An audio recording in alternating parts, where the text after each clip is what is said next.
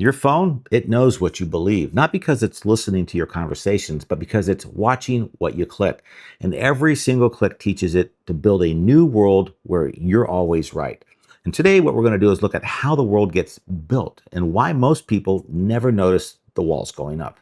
I'm Alan Stafford, and this is Think Sharper. So in the last video, you can click up here to see it or check the description or the link in the description.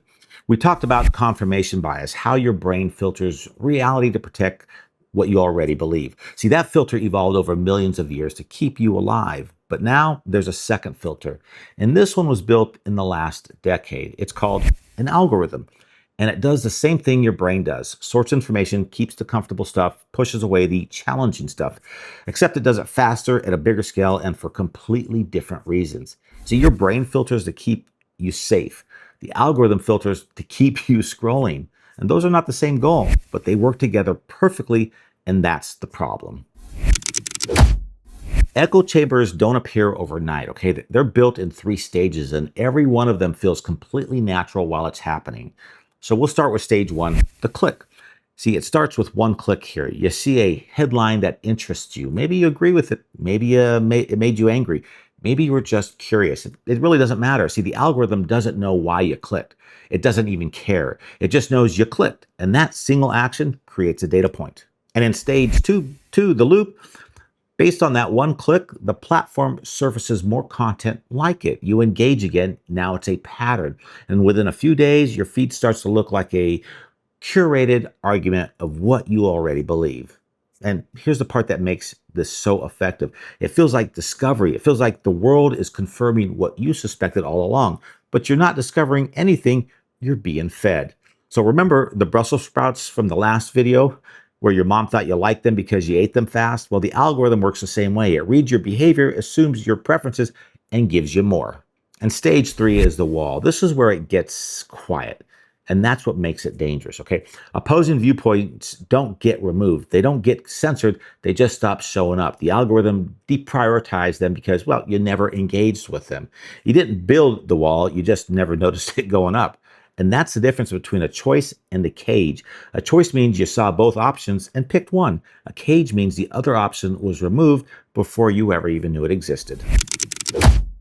So how do you know if you're in one? Well, there are 3 signs, and they're easy to miss because they all feel normal.